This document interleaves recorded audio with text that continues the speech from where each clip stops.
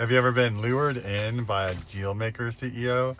I feel like right now in this sort of like AI bubble, like hot market that we're in for particularly for startups, these people are out there doing their thing.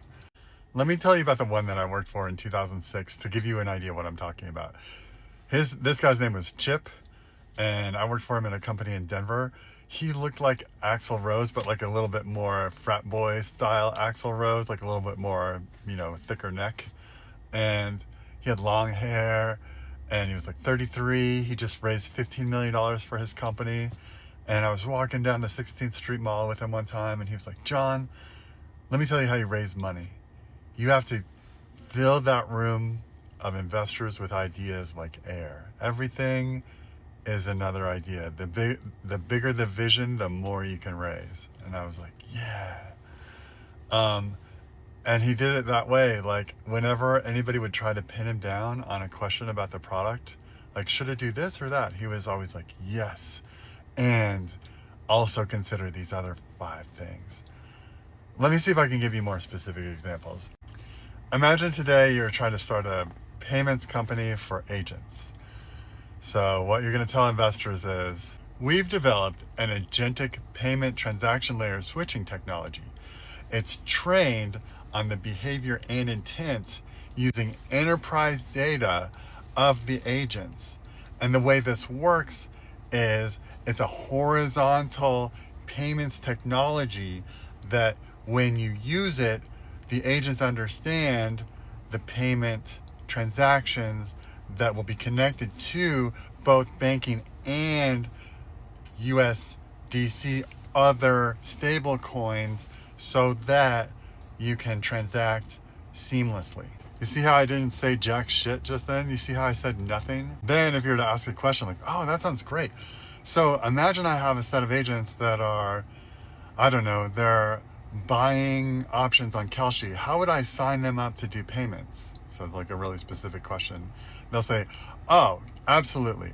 So we have a system that uses open banking technology to connect.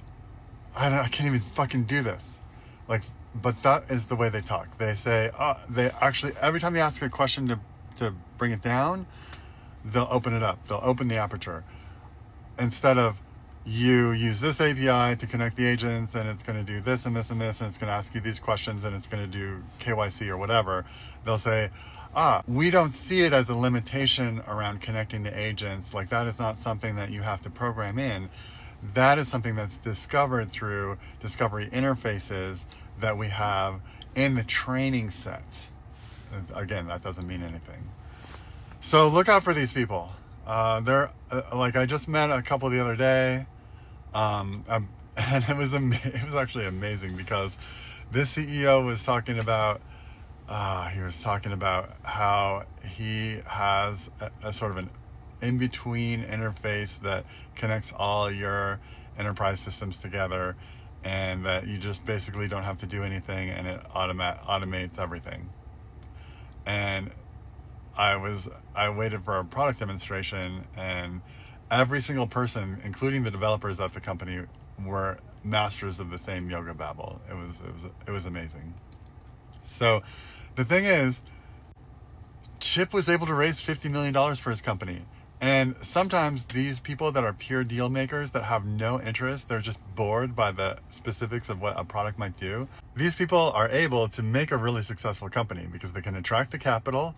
And if you're just a little bit naive, like if they're good enough at generating excitement, even though they can't be specific, they can sometimes generate excitement around an idea. Like, oh, well, we're gonna be the agentic payments platform across all agents. In like we are the ones that are gonna run all payments for all agents. Like that's exciting, and that actually does mean something. But you have no idea how you're going to do it. So guess who's going to figure it out? You. If you're technical, they want to pay you as little as you'll take to figure that out for them and actually implement it. And in some cases, that works. Actually, some cases it works. In Chip's case, it didn't work because he kept saying yes to every one of the potential clients' desires. Like, can it handle settlement, automated settlement, and can it handle manual settlement? Yes. But by saying yes to everything, he created this situation where the product people that were building behind him, behind his like strings of yeses, had to implement every single thing that he said yes to, creating a product with no clear direction. And anybody that tried to use this platform, tried to implement the platform that he created, was like, oh my God, this is too many features, too many everything, and I can't get this to work. Like, this is way too much. And so in his case, that was a payments company, actually, not an agentic payments company, but a software payments company. In that case, Stripe came along and was like, hey, how about this simple little thing, this simple little widget that you can put in your e-commerce site, and it only does payments one way. Eventually, yes, now Stripe does every single thing you can possibly imagine, but when it got off the ground, it was very opinionated. So if you're like a young developer and you're technical and you're wanting to connect yourself up with somebody who can raise capital, be very careful of these dealmaker CEOs. You want to find somebody who is interested in the product and whose vision isn't just that you're going to be payments for all the agents or you're going to be X agentic Y, but that somebody who actually understands how's the product going to work? How's it going to be distributed? That is the most important thing. How are they going to get this into customers' hands? It can't just be cool. They have to know how they're going to get to the customer.